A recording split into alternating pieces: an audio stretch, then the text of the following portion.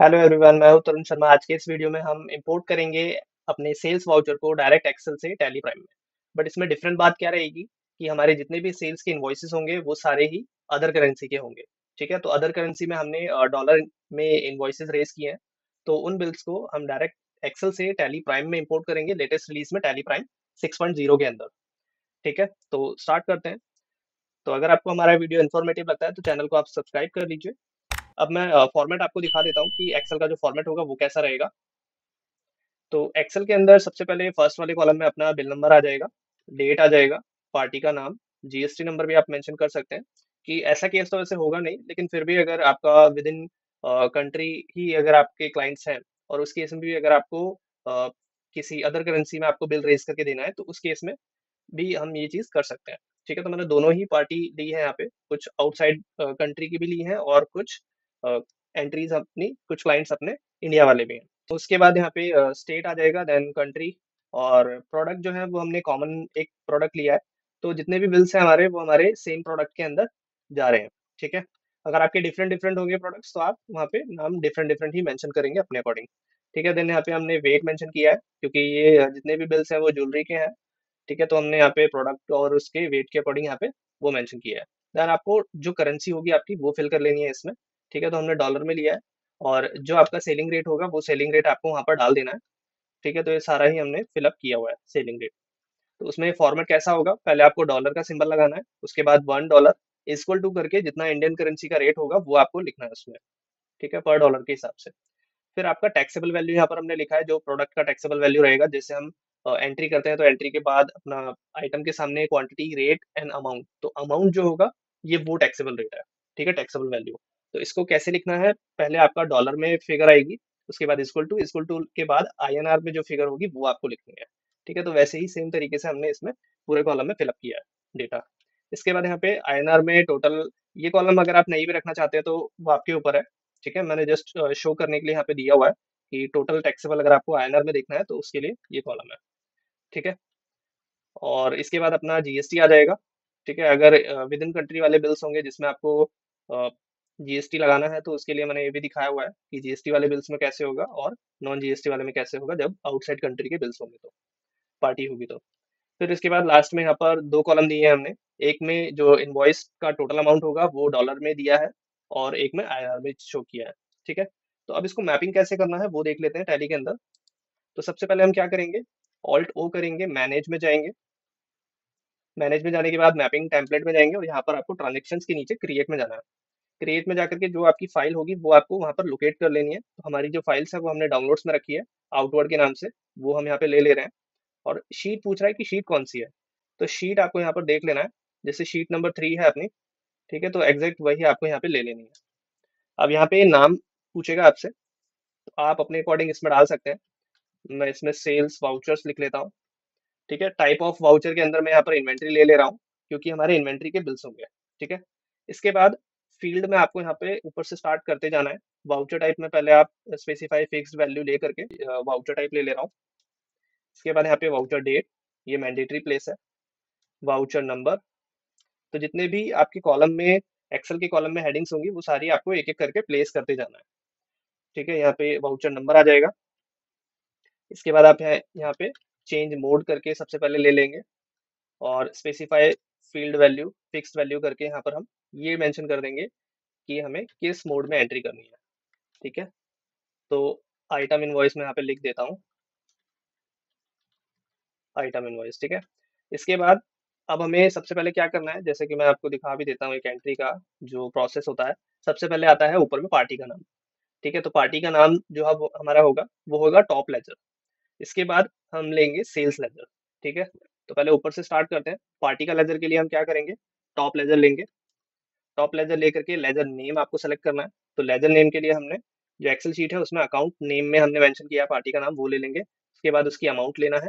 Amount में हम यहाँ डिफाइन कर देते हैं इनवॉइस या वाउचर की जो नेट अमाउंट होगी वो आ जाएगी। ठीक है, तो हम वो ले ले रहे हैं बाय डिफॉल्ट। और लेजर का रेट आपको डालना है क्योंकि एक्सचेंज रेट हमने वहाँ पे दिया हुआ है। तो डॉलर करेंसी का जो एक्सचेंज रेट होगा तो उसको हमने सेलिंग रेट के नाम से दिया है, वो यहाँ पे ले लेंगे। उसके बाद लेजर अमाउंट DRCR आपको लेना है कि जो आप अमाउंट ले रहे हो वो पार्टी की जो अमाउंट है वो डेबिट में जाएगी या क्रेडिट में जाएगी। तो जैसे कि हम जानते हैं कि सेल्स की जब एंट्री होती है तो उसमें जो पार्टी का लेजर होता है वो डेबिट होता है। ठीक है, तो यहाँ पर हम डेबिट ले लेंगे और इसको फिर यहाँ से एंड ऑफ लिस्ट कर लेंगे। तो पार्टी का लेजर हो गया जो कि है टॉप लेजर। उसके बाद आपको क्या करना है, उसके बाद सेल्स का लेजर हम सेलेक्ट करते हैं। तो सेल्स के लेजर के लिए आपको क्या करना है, यहाँ पे आपको लिखना है काउंटिंग एलोकेशन करके, जिसके लिए आप यहाँ पे लेजर नेम सेलेक्ट करोगे। तो लेजर सेलेक्ट करके फिर हम यहाँ पे स्पेसिफाई फिक्स्ड वैल्यू ले लेते हैं और सेल्स का जो लेजर है हमारा वो हम यहाँ पे सेलेक्ट कर रहे हैं। फिर अगेन हम अकाउंटिंग टाइप करेंगे। ठीक है, तो यहाँ पे अमाउंट भी हमें लेना है, तो अमाउंट में हम टैक्सेबल वाली ले लेते हैं जो कि हमारी सेल्स के लेजर के सामने आएगी। ठीक है, तो मैं टैक्सेबल वैल्यू वाला जो कॉलम है वो ले रहा हूँ डॉलर वाले का। ठीक है, ये हो गया अब सेल्स का लेजर। अब इसके बाद क्या आता है, जब हम एंट्री कर रहे होते हैं तो उसमें नीचे आ जाएगा नेम ऑफ आइटम के नीचे अपना प्रोडक्ट का नाम। तो प्रोडक्ट का नाम अब अभी सेलेक्ट करना है। तो प्रोडक्ट के लिए हम क्या करेंगे, आप यहाँ पे आइटम भी अगर टाइप करेंगे तो आइटम टाइप करने में भी आ जाएगा। तो आइटम नेम आपको लेना है। आइटम का नाम हमने प्रोडक्ट नेम से दिया है कॉलम को। और उसके बाद आइटम टाइप करके रेट हम ले लेंगे कि रेट क्या होगा उसका। ठीक है, तो रेट के लिए हम यहाँ पे और टैक्सेबल वैल्यू वाला ही ले ले रहे हैं। देन इसके बाद आप क्या करेंगे, यहाँ पर बिल्ड क्वांटिटी ले लेंगे। क्वांटिटी जितनी होगी, जैसे कि हमने नेट वेट के नाम से दिया तो वो ले लेंगे। इसके बाद रेट तो हमने ऊपर ले लिया, रेट पर ले लेते हैं। रेट पर मतलब कि यहाँ पे जो ग्राम्स जो प्रोडक्ट है आपका उसका यूनिट क्या होगा वो आपको देना है। तो हमने ग्राम्स के नाम से यूनिट बना रखा है, मैं आपको दिखा भी देता हूँ। ऑल्टर में आप जाएंगे, ऑल्टर मास्टर, देन यहाँ पे हम स्टॉक आइटम ले लेते हैं। तो OMS ऑर्नामेंट्स के नाम से बनाया हमने, और इसके अंदर यूनिट जो है वो हमने डिफाइन किया हुआ है। ठीक है, ये हो गया आपका। अब इसके बाद इसमें वैसे मैं टैक्स रेट भी मेंशन कर ही देता हूँ। HSN हम यहाँ पर फिल कर लेंगे। ठीक है, जो भी HSN रहेगा आपका। उसके बाद मैं यहाँ पे डेट पहले स्पेसिफाई कर ले रहा हूँ, और टैक्स रेट हम यहाँ पे डाल देंगे, जैसे कितना परसेंट रहेगा अपना ज्वेलरी पे, 3%। ठीक है, तो 3% मैं यहाँ पे मेंशन कर ले रहा हूँ April 1 से, और इसको एक्सेप्ट कर लेते हैं। ठीक है, ये हो गया। और यहाँ पे आइटम रेट हमने ले लिया है। आइटम रेट लेने के बाद आइटम रेट पर हमने ले लिया है, अब आइटम अमाउंट आएगा। तो आइटम अमाउंट में हम क्या ले लेंगे, टैक्सेबल वाला ले लेंगे वैल्यू। ठीक है, ये हो गया। अब आइटम ले लिया हमने, अब उसके बाद ड्यूटीज एंड टैक्सेस वाले लेजर आएंगे अपने। तो CGST SGST आपको एक एक करके सेलेक्ट करते जाना है। तो उसके लिए आप क्या करोगे, बॉटम लेजर सेलेक्ट करोगे।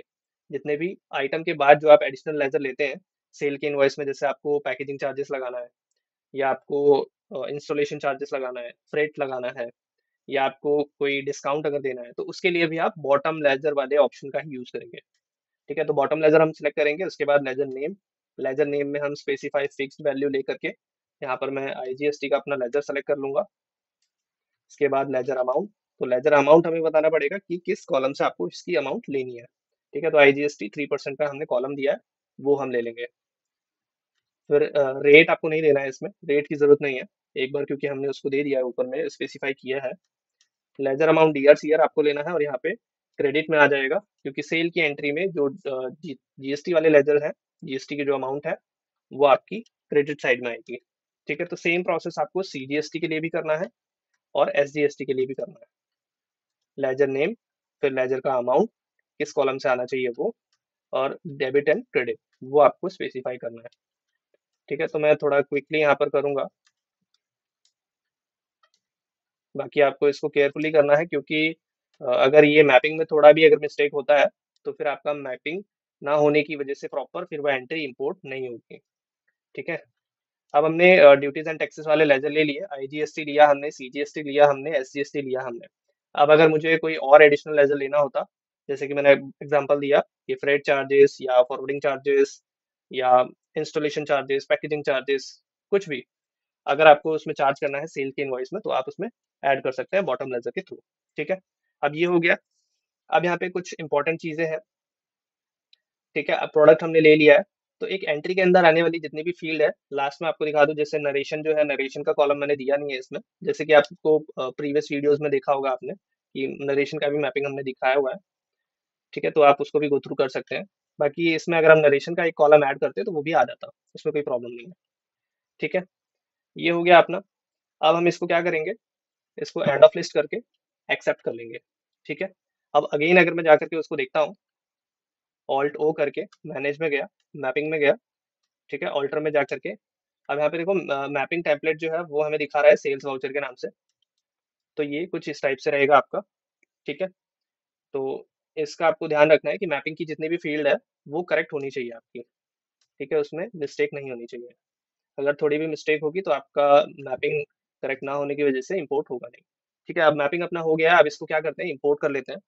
ऑल्ट ओ करेंगे, ट्रांजेक्शन्स में जाएंगे और यहाँ से आपको फाइल सेलेक्ट कर लेनी है। उसके बाद शीट आपको लेना है, देन मैपिंग आपको सेलेक्ट करना है। जैसे हमने मैपिंग बनाया है सेल वाउचर के नाम से, तो वो लिस्ट में आपको शो करेगा। उसके बाद प्रीव्यू वाला ऑप्शन आप यस रख सकते हैं। बैकअप अगर आपको लेना है तो भी आप इसको यस कर सकते हैं, इस ऑप्शन को। फिलहाल मैं इसको नो रख रहा हूँ। ठीक है, अब हमारे जितने भी बिल्स हैं यहाँ पर आ रहे हैं, नंबर ऑफ काउंट प्रीव्यू में 28। अब इसको इंपोर्ट पे क्लिक कर लेते हैं। ठीक है, तो हमारी एंट्रीज जो है वो सारी इंपोर्ट हो गई हैं, इंपोर्ट कंप्लीटेड सक्सेसफुली। अब इसको चेक कर लेते हैं कि ये एंट्रीज अपनी किस टाइप से आई हैं। ठीक है, तो अकाउंट बुक्स में जाके आप सेल रजिस्टर में चले जाएंगे, तो ये एंट्रीज आपको दिख रही हैं। तो यहाँ पर हम चेक कर लेते हैं कि ये एंट्रीज करेक्ट वे में आई हैं या नहीं। ठीक है, तो फर्स्ट वाली एंट्री अपनी जो है न्यू शुभम ज्वेलर्स की है, और इसमें प्रोडक्ट आ गया है, उसका क्वांटिटी जो है 2.02 ग्राम्स है, और रेट यहाँ पे आ गया है, और वैल्यू यहाँ पर आ गई है डॉलर में। ठीक है, सीजीएसटी एसजीएसटी अपना यहाँ पर आ रहा है, क्रॉस चेक कर लेते हैं। फर्स्ट वाली एंट्री ये रही अपनी, इसके अंदर हमने 2.02 ग्राम्स हमने वेट मेंशन किया है, और यहाँ पर अपना जो टोटल अमाउंट है वो टोटल अमाउंट बन रहा है 11,888.35। ठीक है, तो ये अपना टैक्सेबल वाला है। मैं आपको दिखा भी देता हूँ, अगर आप इसमें देखेंगे, इसमें रेट पे जाकर के अगर आप एंटर करेंगे ग्राम्स पे, तो आपकी जो फिगर है वो इस टाइप से आ जाएगी। ठीक है, तो ये एक्सचेंज रेट है 83। आपका जितना डेसिमल प्लेस आपको चाहिए उसके अकॉर्डिंग आएगा। ठीक है, तो हमने सेलिंग रेट 84 मेंशन किया है, तो उसके अकॉर्डिंग ये यहाँ पर आ रहा है। ठीक है, तो वैल्यू आपकी आ जाएगी इंडियन करेंसी में, और फाइनल फिगर जो आ जाएगी वो डॉलर में आ जाएगी आपकी। ठीक है, तो इसके बाद और इनवॉइस का जो टोटल है आपका वो 12,245.01 आ रहा है, तो वो भी देख लेते हैं कि वो करेक्ट आ रहा है या नहीं। ठीक है, तो राउंडिंग जो है, राउंडिंग आप चाहे तो लगा सकते हैं, मैंने राउंडिंग नहीं दिया है इसमें। बाकी फिगर आप देख सकते हैं 12,245। तो एग्जैक्ट जो इन्फॉर्मेशन आप फिलअप करेंगे, ठीक है, जैसे कि आप यहाँ पे देख रहे होंगे कि हमने टैक्सेबल का जो कॉलम है उसके अंदर जो फिगर डाली है उसको एक फॉर्मेट से दिया है। पहले आपका जो टैक्सेबल फिगर है वो डॉलर में आएगी, पहले अमाउंट, देन डॉलर, फिर इक्वल टू, उसके बाद आईएनआर की जो अमाउंट होगी वो आ जाएगी। तो सेम वैसे ही वैल्यूज को आपको यहाँ पे प्लेस करना है, आईजीएसटी वाले कॉलम में, सीजीएसटी वाले कॉलम में, और एसजीएसटी वाले कॉलम में। ठीक है, तो तीनों को ही हमने इस तरीके से प्लेस किया है। तो अब इसके अंदर हम बाकी के बिल्स देख लेते हैं। नेक्स्ट वाला एक बिल देख लेते हैं। 84 पर डॉलर पे यह फिगर आ रही है नीचे, और डॉलर अमाउंट अगर मैं देखूँ तो 1186.25। ठीक है, इसको क्रॉस चेक कर लेते हैं। यहाँ पर देखिए टोटल जो मैंने डॉलर वाला कॉलम दिया है 1186.24, तो वो राउंडिंग जो है वो डेसिमल प्लेस 4 पे जा रहा है, इसलिए वो टैली के अंदर 0.25 में आ रही है। ठीक है, और टोटल अमाउंट आ रही है। अगर हम इसमें राउंडिंग लगाते हैं तो राउंडिंग के बाद आपका जो फिगर है वो इतना बन जाएगा। ठीक है, मैं आपको कुछ आउटसाइड पार्टी के भी बिल्स दिखा देता हूँ जो हमने रिकॉर्ड किए हैं। ये ग्लोबल एफपीओ है जैसे, तो इसके अंदर हमने जीएसटी मेंशन नहीं किया है, ये विदाउट जीएसटी वाले हैं, आउटसाइड पार्टी के बिल्स हैं। तो मैं आपको नीचे दिखा देता हूँ इसके अंदर, यहाँ पर कुछ बिल्स हैं अपने। तो इनके अंदर जो फिगर है अपनी टोटल टैक्सेबल वाली है, और इसके बाद यहाँ पे लास्ट में जो टोटल डॉलर अमाउंट है वो भी आप देख सकते हो, 514.93। ठीक है, 514.43, सॉरी। ठीक है, तो इस टाइप से अमाउंट आ जाएगी आपकी डॉलर में भी और आईएनआर में भी। तो जितने भी बिल्स होंगे आपके वो सारे ही आप इस तरीके से सिंगल क्लिक में इंपोर्ट कर सकते हैं।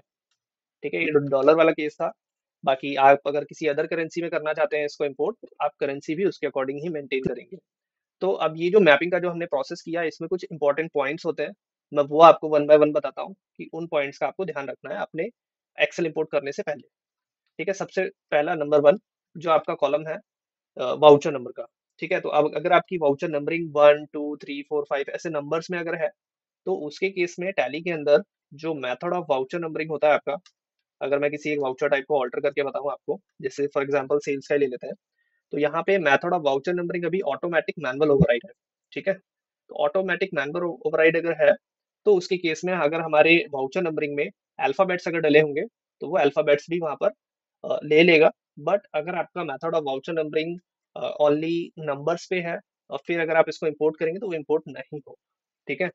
तो ऑटोमेटिक मैनुअल ओवरराइड अगर होगा तो कुछ अल्फाबेट्स अगर आपके इसमें एक्सेल में लिखे होंगे आपने, जैसे हमने SG-1-2-3 ऐसे करके दिया हुआ है, तो वो वहाँ पे उसके लिए हमारा जो टैली के अंदर मेथड ऑफ वाउचर नंबरिंग है वो ऑटोमेटिक मैनुअल ओवरराइड होना चाहिए, या तो मैनुअल भी अगर होगा तो भी चल जाएगा। ठीक है। अब नंबर 2, इसमें जितने भी पार्टी के लेजर हैं आपके, वो सारे ही लेजर्स टैली के अंदर क्रिएटेड होने चाहिए पहले से। ठीक है। अगर नहीं होगा तो आप वो इंपोर्ट नहीं होगा और बोल देगा लेजर डज नॉट एग्जिस्ट।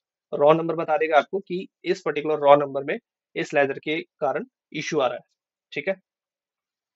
उसके बाद जो प्रोडक्ट है आपका, वो प्रोडक्ट भी उसमें होना चाहिए टैली के अंदर क्रिएटेड।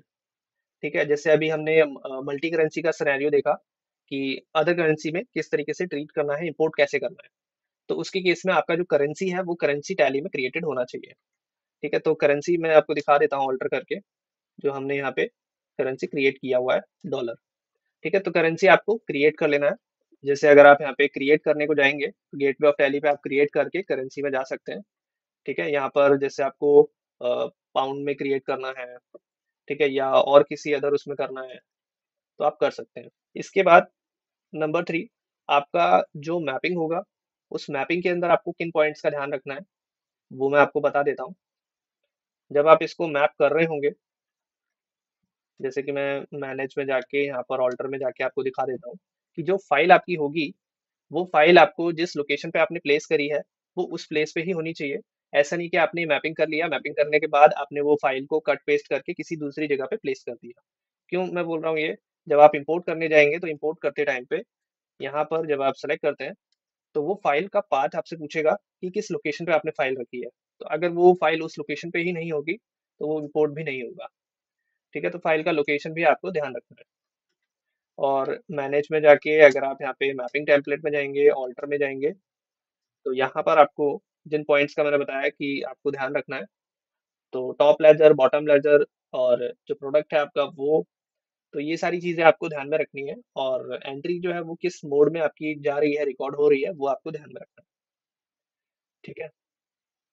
बाकी एक्सेल जो रहेगा, एक्सेल आप अपने अकॉर्डिंग मेंटेन कर सकते हैं। एक्सेल के जो ऊपर की हेडिंग्स होती हैं उसको आप अपने अकॉर्डिंग नाम दे सकते हैं। जरूरी नहीं कि जो नाम हमने मेंशन किया वो ही आपको मेंशन करना हो। ठीक है। तो आई होप कि ये वीडियो आपके लिए इन्फॉर्मेटिव होगा।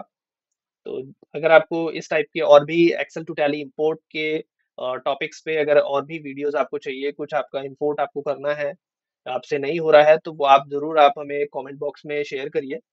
मैं पूरी कोशिश करूंगा आपकी क्वेरी रिजॉल्व करने की। सो आप ज़्यादा से ज़्यादा लोगों को ये वीडियो शेयर करिए, जिनका भी एक्सेल में ज़्यादा वर्किंग होता है या एक्सेल में उनके पास डेटा ज़्यादा आता है और उनको बल्क में टैली में कन्वर्ट करना है। ठीक है। तो ये जो फीचर है आपको वो टैली प्राइम 6.0 में मिलेगा लेटेस्ट रिलीज में। अगर आपने अपग्रेड नहीं किया है तो जल्दी आप इसको अपग्रेड कर लीजिए, जो कि आपको टैली सॉल्यूशंस की साइट पे मिल जाएगा। अदरवाइज आप अपने टैली में हेल्प में जाके अपग्रेड में जाके भी कर सकते हैं। So thanks for watching and see you soon in the next video.